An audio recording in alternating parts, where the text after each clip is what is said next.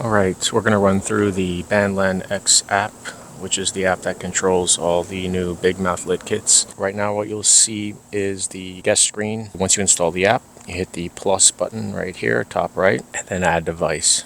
It's going to search for your devices, and if you have more than one controller, they should all show up. Right now, my controller had already been named, so I'm going to click on it, but yours will probably say SP639E. Add that device.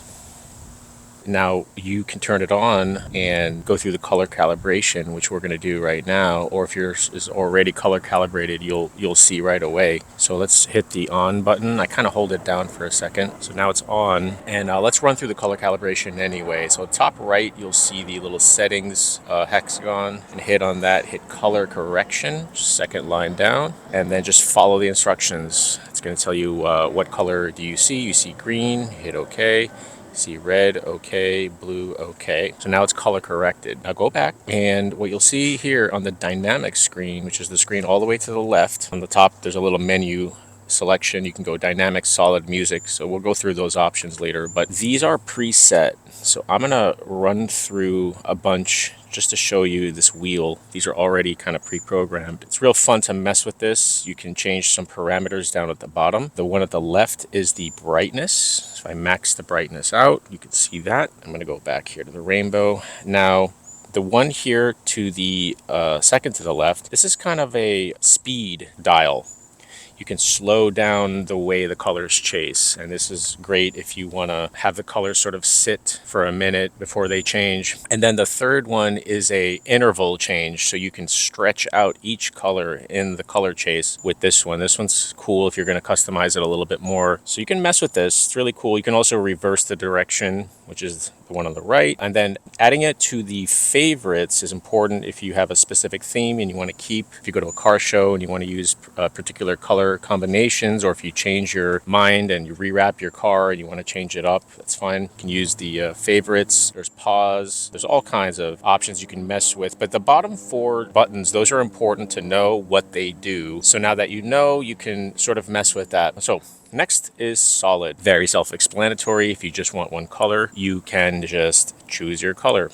All right, brightness, and that's pretty much it. There's really nothing else to it. If you want to add hexadecimal color definition, you can. And then there's music mode. If you have music playing, it will detect the beat and it will sort of bounce with the beat. I don't have any music playing right now, so I can't show you that, but you guys are totally welcome to experiment. And then DIY. DIY is a programmable version of dynamic. So if we look at the top slot here, it says color. Each one of these circles is a swatch. You can choose a color, and you can also choose the, I believe this is the length of the interval of the color. So right now there's a green line that's 8 units long, and let's say I want to put a blue line that's 18 units long, and then I want to put a yellow line, yellow that is 9, whatever. Okay, but you get the idea. Let's put one more color, and we'll put white on 9. And then the last 3 are black, and black are just empty spaces. So you can actually tell the controller, okay, I want these colors,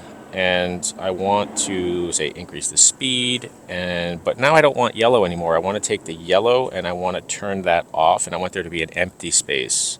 Black is your empty space, and you can set the black length to have a long space interval or short. So that's how I run the programs here on dynamic, or I mean on DIY, sorry. And then of course there's the mode on how you want it to move. So there's wave, strobe, all kinds of different methods. You can play with those, and that's DIY, and that's pretty much it for the BanlanX app. Turning it on and off, you're going to want to, that's the only thing that's a little finicky. You're going to want to hold down the button for a second, and then you'll see kind of it do a little thing, and then it'll like shut off. So that's it. Hope you guys enjoy it. This is a feature we've been requested for quite a while, and so we're very excited to bring this to the market for you all.